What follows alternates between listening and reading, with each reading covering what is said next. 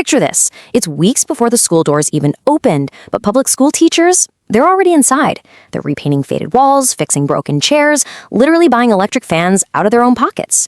You know, the annual Brigada Escuela is this absolutely beautiful display of community spirit, but it also masks a really puzzling situation. Welcome to This Explainer. Today, we're acting as investigators. We're untangling a massive web of policy, funding, and everyday reality, looking at the stark contrast between record-breaking national funding and the everyday financial sacrifices of our educators. So let's talk numbers, and we're talking big numbers. For 2026, the Philippine government approved a truly historic figure for its education budget, 1.3 trillion pesos. This is a huge milestone. For the very first time, the country has finally hit the international benchmark recommended by UNESCO, allocating around 4 to 6% of its gross domestic product right into education. I mean, it is a massive amount of money, all aimed at reversing the current learning crisis. But this right here brings us to the core paradox of our investigation today. If the government is injecting over 1 trillion pesos into the education sector, why do classrooms still lack basic resources? Why are teachers, who are already stretched incredibly thin, still shelling out their own personal cash for paint, bulletin boards, and electric fans? Is the money simply not there? Or is the answer far more complicated?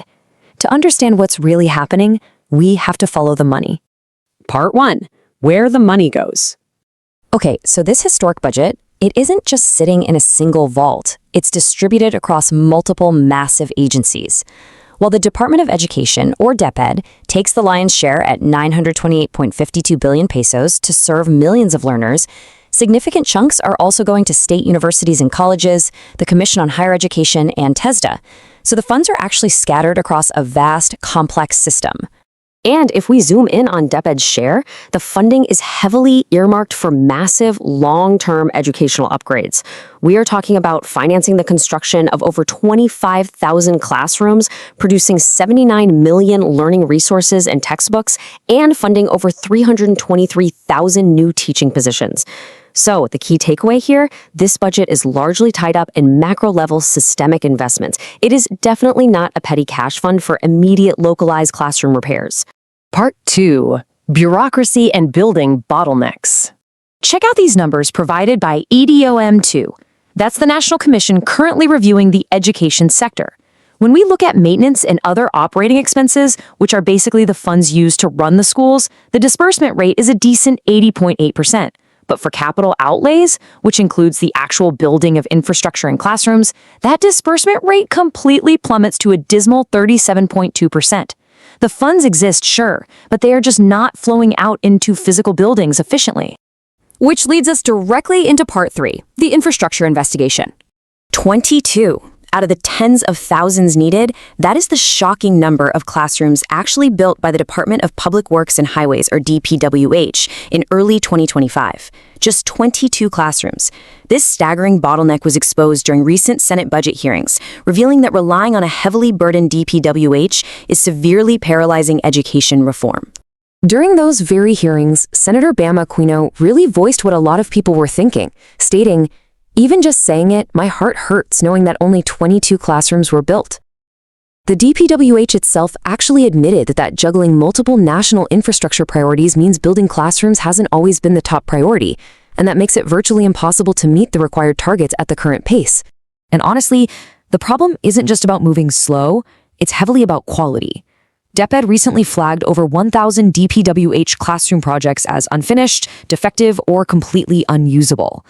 Education officials are out there struggling with infrastructure projects that, even when supposedly completed or paid for, fail to meet basic safety standards. This whole situation was blown wide open by a former DPW engineer from Bulacan. Under oath, the whistleblower testified that funds meant for school buildings and other projects were actively diverted to kickbacks. And to cover up the stolen money, contractors reportedly used cheaper, weaker concrete and intentionally rushed project timelines. So systemic corruption isn't just wasting the budget, it is actively compromising school safety. Naturally, this realization sparked massive outrage from educators. The Teachers' Dignity Coalition released a really powerful statement, calling this deliberate construction of unsafe schools a grave and unforgivable betrayal, for it is our children who use these buildings every day. It connects that macro-level infrastructure corruption right back to the very real physical risks imposed on students and teachers on the ground. Part 4.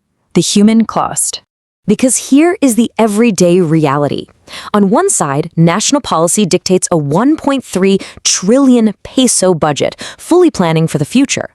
But on the other side, a severe physical backlog.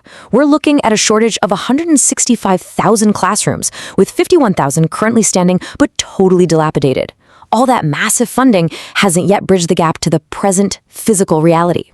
And because of this gap, the burden inevitably falls right back on the front lines. A recent survey by the Alliance of Concerned Teachers revealed that a staggering 75% of public school teachers still spend their own personal money on school repairs and supplies. What exactly are they buying? Pretty much everything. Fresh paint, electric fans, cleaning supplies, minor electrical repairs, even bulletin board decorations. Because those bureaucratic bottlenecks delay official funds, or because the funds are strictly earmarked for major construction rather than immediate maintenance, teachers and parents always step in to provide for these highly specific, really urgent classroom needs.